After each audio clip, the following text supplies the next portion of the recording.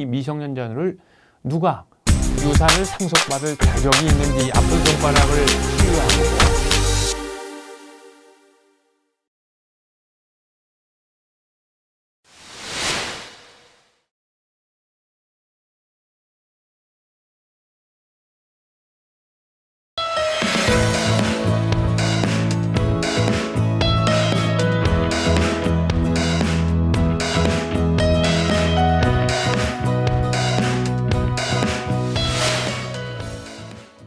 이제 우리가 유언을 남기는 이유, 또 유언을 남겨야 하는 이유가 여러 가지가 있는데요. 그중에 이제 이번 시간에는 특별히 이제 아픈 손가락을 위해서 유언을 남겨야 될 필요성을 좀 같이 생각을 해보려고 합니다. 뭐 손가락 10개가 있는데요. 그중에 깨물어서 안 아픈 손가락이 없죠. 그러니까 자녀들이 다 사랑스럽습니다.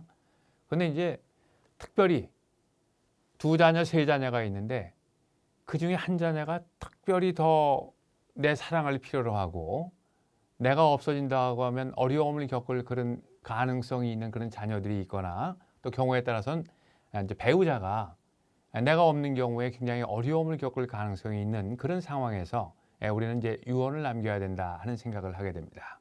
그래서 이제 기본적으로 이제 아픈 손가락을 위해서 유언을 남긴다 이렇게 제가 이제 제목을 생각해 봤는데요. 우리에게 유언을 남기려고 하는 우리들에게 아픈 손가락은 어떤 것들일까요? 우선 내가 미성년 자녀를 가지고 있다. 야, 이건 내가 부모로서 내가 이제 죽는다고 하면 이 미성년 자녀를 누가 어떻게 돌볼 것이냐 특별한 생각을 해야 될 아픈 손가락 중에 하나가 되겠네요. 또 투병 중인 배우자가 있을 수 있습니다. 나이가 들게 되면 평생 동안 함께 해오던 그런 배우자 중에 하나가 투병 생활을 할 경우가 있는데 내가 생을 마감한다고 하면 내 자식이 내 배우자를 끝까지 책임져 줄 수 있을까? 이런 걱정들이 생기게 되죠. 배우자가 아픈 손가락일 그런 가능성이 있고요.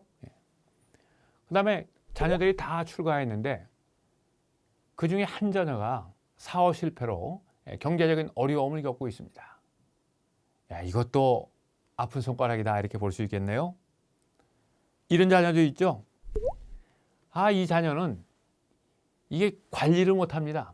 이 돈만 주면 갔다가 도박장에 가서 도박을 해서 돈을 다 날리기도 하고 술집에 가서 술 먹고 다 돈 날리기도 하고 재산 관리를 못하고 자기 앞가림을 제대로 못하는 그런 자녀가 있습니다. 부모의 입장에서 참 깝깝하죠. 내가 이제 재산을 가지고 필요할 때마다 조금씩 통제하면서 줄 수 있으면 좋겠는데 내가 죽는다고 하면 이 재산 한꺼번에 넘겨주면 이 자식이 뭐 1년, 2년 되지 않아서 빈털터리가 될 것 같은 그런 관리 못하는 그런 자식이 있을 수도 있습니다. 또 이런 경우도 있죠. 내 자식 중에 하나가 장애인입니다. 이게 형제자매들이 내가 죽은 다음에도 이 장애인인 뭐 누나나 오빠나 동생을 서로 잘 돌봐주면서 살 수 있을까? 걱정이 되죠. 이제 이런 상황이 되어 있을 때는 우리가 특별히 유언이라고 하는 것을 보다 더 심각하게 고려해야 될 그런 상황이다 이렇게 볼 수가 있습니다. 자, 그래서 이제 이런 상황에 우리가 이제 어떻게 이 아픈 손가락을 치유하고 또 치유가 되지 않는다고 하면 이 아픈 손가락을 어떻게 관리해야 될 것인가 하는 그런 관점에서 유언을 바라보고 유언을 남겨야 될 필요가 있겠는데요. 이 과정에서 이제 우리가 고려해야 될 몇 가지 점들을 생각을 해보려고 합니다. 첫 번째는 내가 이 아픈 손가락을 위한 이런 계획을 가지고 있는데 이 내용을 가족들과 미리 의논을 해야 되는 거냐? 아니면 내가 독단적으로 이렇게 처리하더라도 별 문제가 없겠느냐? 이건 뭐 사람마다 또 가정에 처해 있는 상황마다 다 다를 수가 있겠습니다.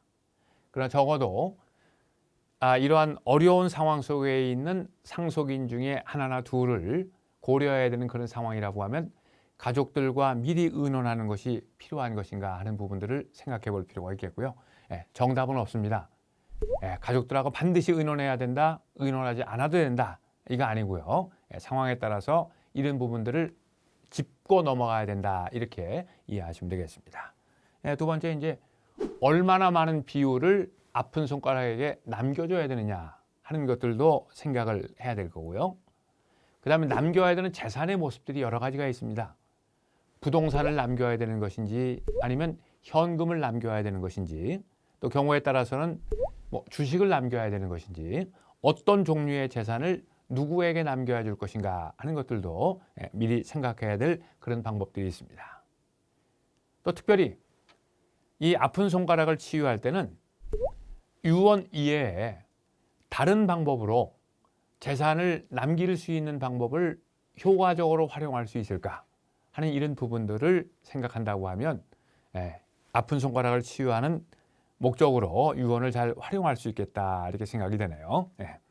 자, 우선 제가 예를 뭐 한두 가지 들어서 이 예를 좀 돌아보도록 하겠습니다. 제일 먼저 내 미성년 자녀가 있습니다. 뭐 재산 물려주는 거 뭐 다 생각할 수 있겠죠. 그러나 유언에서 생각할 수 있는 또 다른 중요한 것 중에 하나는 미성년 자녀가 있을 때 이 미성년 자녀가 성년이 될 때까지 누가 후견인의 역할을 할 수 있을 것인가. 유언을 통해서 후견인을 누구로 지정한다 이렇게 하게 되면 자기의 뜻대로 자기 미성년 자녀를 위한 후견인을 결정할 수가 있습니다. 그런데 이런 유언을 통해서 후견인을 결정하지 않는다고 하면 법원에 가서 상당한 절차를 밟아서 또 자기가 원치 않는 사람이 후견인의 역할을 해야 되는 그런 상황이 발생하기도 합니다. 그러니까 자기 미성년 자녀를 가장 잘 돌봐줄 수 있는 사람을 유언을 작성하는 그런 과정 속에서 미리 선택해서 미성년 후견인으로 지정할 수 있다고 하면 이런 문제들을 해결할 수 있겠다 이렇게 생각이 되고요. 그 다음에 또 뭐 이런 경우도 이해가 될 수 있겠네요. 내 사랑하는 아내가 치매 증상을 지금 보이고 있습니다. 치매 증상을 보이고 있다는 얘기는 정상적인 판단을 하는 게 굉장히 어렵다 하는 이야기죠. 근데 이런 부인에게 그냥 내가 살고 있는 아파트는 부인의 명의로 하고 뭐 현금 얼마 남겨준다 이렇게 하게 되면 어떤 일이 생길 가능성이 높습니까? 정상적인 의사결정을 못하는 배우자를 찾아가서 자녀 중에 하나가 어머니 그 집 팔아서 이렇게 뭐 미리 좀 우리에게 상속을 해주면 어떻겠습니까? 이래서 어떤 경우에는 집도 절도 없이 배우자가 길거리에 나앉아야 되는 그런 상황이 생길 수도 있습니다.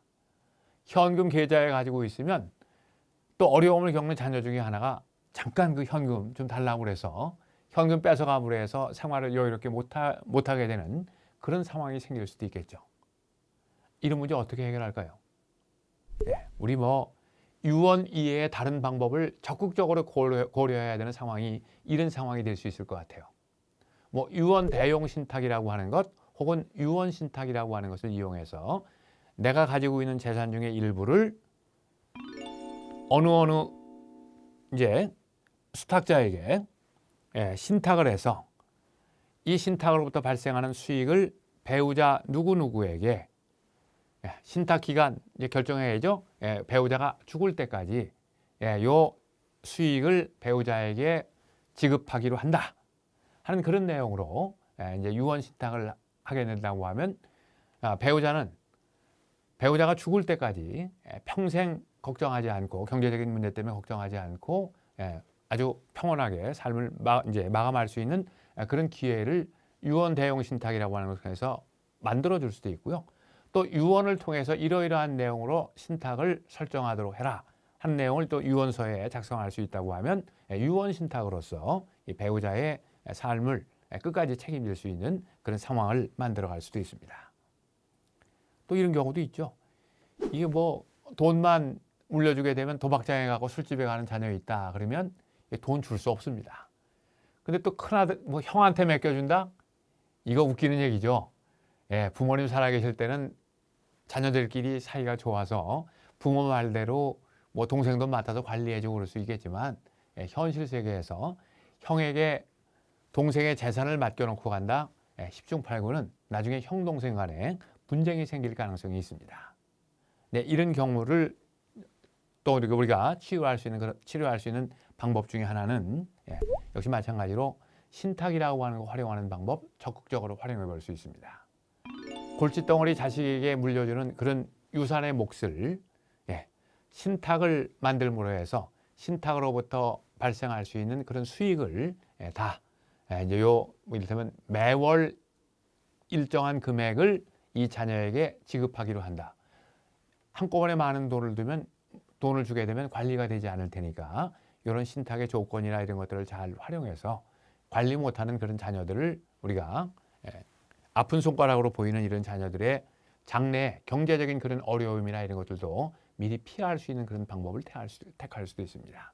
또 자기 자신 재산 관리하지 못하는 이런 자녀들도 있지만 장애인 자녀를 가졌을 때도 똑같은 방법으로 이런 문제들을 해결할 수 있겠다. 이렇게 생각하고 접근을 하셔야 될 것 같습니다. 유언을 남기는 가장 중요한 이유 중에 하나가 내 재산을 물려받을 사람 중에 하나나 둘이 아픈 손가락일 경우에 이거 어떻게 처리하고 가야 되느냐. 아주 중요한 우리가 유언을 남길 때 고려해야 되는 요소 중에 하나일 겁니다.